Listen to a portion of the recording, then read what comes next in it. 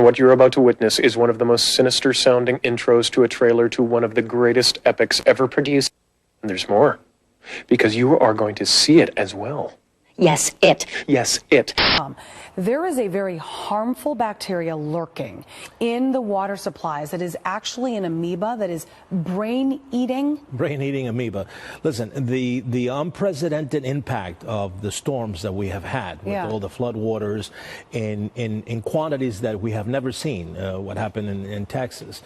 This is going to lead to a lot of stagnant water. This is going to lead to a lot of contamination and a potential health hazard that's going to linger for years. You know, even today, since 2005, we're still seeing cases of contaminated water from Katrina. So you can all well imagine what this is going to create in the next 2 or 3 years. Look, the short term, we have health issues when it comes to stagnant water, which is, the sewer, all the bacteria that typically goes with contaminated water, E. coli, salmonella. You're also going to have a lot of contaminated water because of chemicals. You know, this is water that's gone all over the place. There's a lot of, physical plants that have a lot of chemicals and pesticides that contaminate waters. But what you're talking about is this brain-eating amoeba that's been popping up as of late. There's been 143 cases. In the sense of a disease, it's not a lot, but 143 cases is turning out to be a lot. And the problem is that it's almost 99% fatal. Because you get it from contaminated water. Typically, you get it through your nose. So, let's say if you're swimming in a contaminated lake, in a hot spring, or in any kind of pond that you think is safe, no, it's not, especially down in South where the waters are very, very warm. And once this amoeba, which is a parasite, gets through your nostrils, it goes right into your brain, and then it gives you a disease that, when they take you to the hospital, most doctors don't think of it. They think that you're having a meningitis or an encephalitis, and by the time they make the diagnosis, it's too late because, again, antibiotics are not treatable. Well, when you first heard of this, I was thinking drinking water. So you're saying it goes to your nose, so this is actually water that you're swimming in. Water that you're swimming, water that you might be bathing with. One of the things that we tell people now as people are going back to areas of Florida, let's say your house has been empty for a long time and you have stagnant water in the pipes that have not been running. Or in your swimming pool. Or in your swimming pool. But again, once the systems, the chlorination begins to take place, then the amoeba issue then becomes more relevant to lakes and ponds and hot springs. But if you're going to an empty house, let's say that has not had running water for a long time, the stagnation of small water in the pipes, along with the heat, can lead to this amoeba being present, so that we tell people right now, run your water for at least 15 minutes before you start even thinking of utilizing that water. I don't want to scare people too much. I want them to be aware of what to look for if, God forbid, you are contaminated. Are there symptoms? Because you talk about how the treatment of this is so dire that can you find symptoms early? Well, the symptoms are typical. You get the fever, you get the nauseousness, you get the confusion. How soon after contamination, though, do you start to feel those symptoms? Are they sort of lingering in your system within for a day or so. Probably within a day or so. If you have this ingestion of the amoeba, it goes up to your nose through the nerve fibers into your brain tissue, and then within 2 or 3 days you start seeing inflammation of the covering of the brain and the brain itself, and then it brings all the typical visual disturbances, nauseousness, headaches, that kind of stuff. So it's right now, I think for a lot of healthcare systems down in the South, doctors, are going to be thinking a lot about patients that come with these types of symptoms in regards, especially in areas that have been devastated by the water, because you have to think about all the potential contaminants, including this amoeba. Maybe stay out of the water Absolutely, for quite some time. Yeah, for quite some time. All right, Dr. Manny Alvarez, thank you. You got it.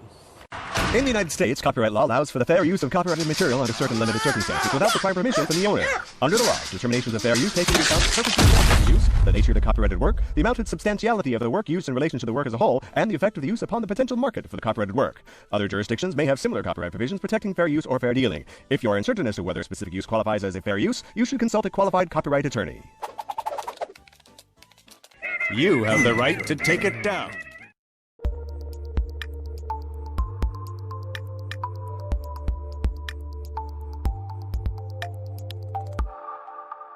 Hi everyone, welcome to Basic Science series. I'm your host Lokendra Kumar, and today we are going to discuss brain-eating amoeba. Amoeba is a single-celled organism or a cell which has the ability to change its shape by extending and retracting pseudopods. Pseudopods are the professional arm-like projections of a cell membrane that are developed in the direction of motion. These are primarily filled with cytoplasm and consist of actin filaments and may also have microtubules. Naegleria Fowleri, also known as the brain-eating amoeba, is a species belonging to the phylum Percolozoa, which is technically not classified as true amoeba and known as shape-shifting amoeboflagellate. It can be seen in two stages, an amoeboid or a temporary flagellate stage.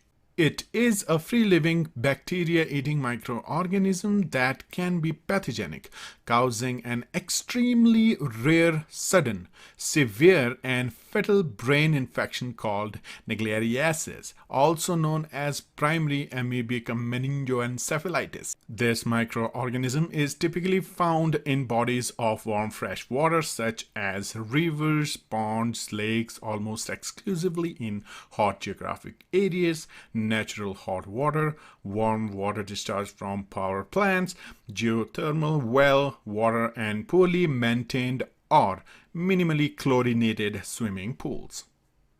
The infection most often occurs when water containing Naegleria Fowleri is inhaled, where it then enters the nasal cavity and through olfactory nerve tissue traveling to the brain.